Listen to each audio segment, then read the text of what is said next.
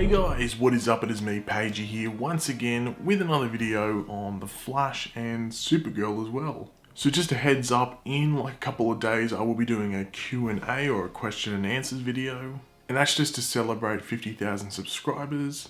I was going to do it like 2 weeks ago and stuff, but all these different information and stuff has come out to do other videos on. But now's a good time, so I'll do it over the weekend. So just leave any questions you would like answered. It can be on any of the shows, or it can be about personal life, anything like that. Just leave them in the comment section below. So there was like a new Supergirl promo released. If you haven't seen it, I'll play it right now for you guys.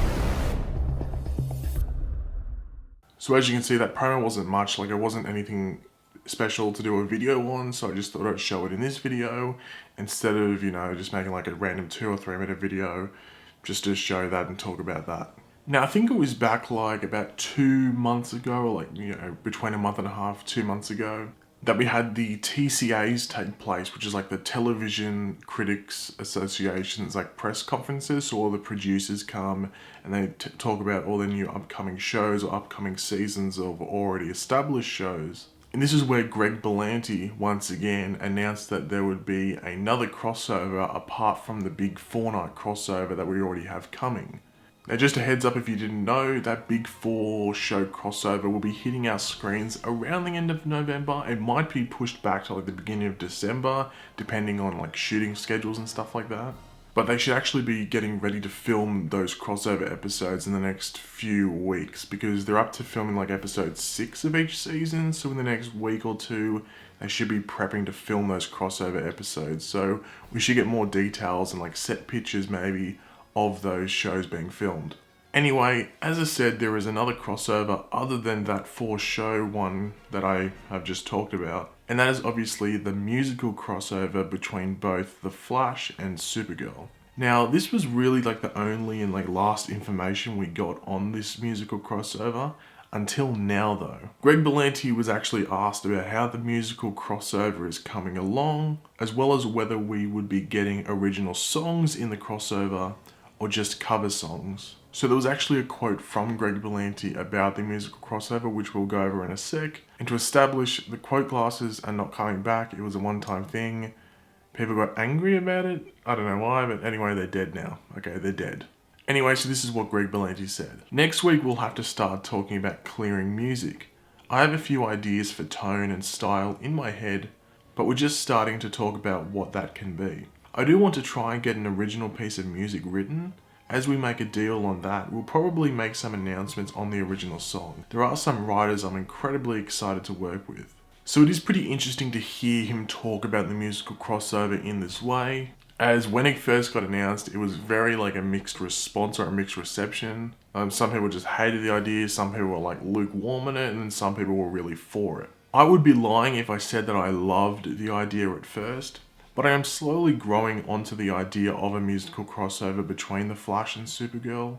It would obviously have to take place in like a dream or different reality, just for it to make, sense, if you know what I mean. Possibly with like a music-based villain, such as Music Master, who has been brought up a lot since the announcement of this crossover.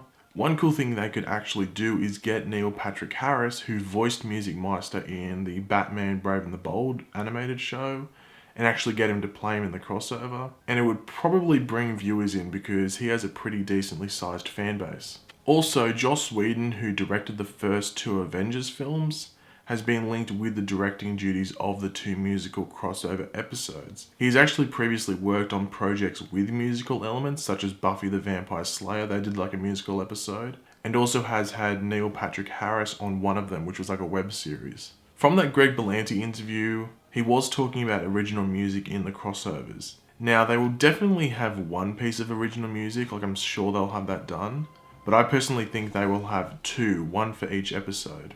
And the rest of the music will be cover songs, similar to what they do on Glee. And one question that's been brought up around the cover songs is, will they have to pay for the music?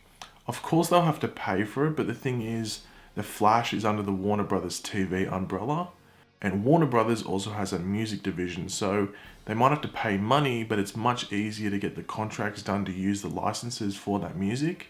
They might not have to pay as much, or they might get it for completely free because they're promoting the song. Now, one question I've seen a couple of times as well has been why it is only Flash and Supergirl and no like Arrow in this musical crossover. I think the answer to that one is pretty obvious if you've seen anything like behind the scenes in both of these shows or just know the different actors in their past. Supergirl and the Flash have like similar tones while Arrow doesn't, as well as the fact that the Flash and Supergirl have very musically talented cast members. For the most part, like there's a couple obviously on both shows which don't have musical theatre background or might not be able to sing. But like Arrow only has 2 from my count that I can remember off the top of my head, and one of those is John Barrowman, who plays Malcolm Merlyn, and the other is Katrina Law, who's like just a guest appearance every now and then, and she's the actress, that plays Nyssa. So I think it makes complete sense why Arrow isn't involved, but you never know though, some of the Arrow characters may show up in the crossover if they have the time. I doubt it, but you never know. But thanks for watching guys, leave your opinions in the comment section below. Are you looking forward to the crossover in regards to the musical crossover between The Flash and Supergirl?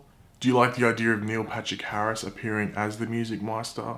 And also make sure to leave any questions for that Q&A, which I'll do over the next couple of days. If you enjoyed the video, make sure to leave a like and subscribe if you're new. I'll catch you later guys, and goodbye.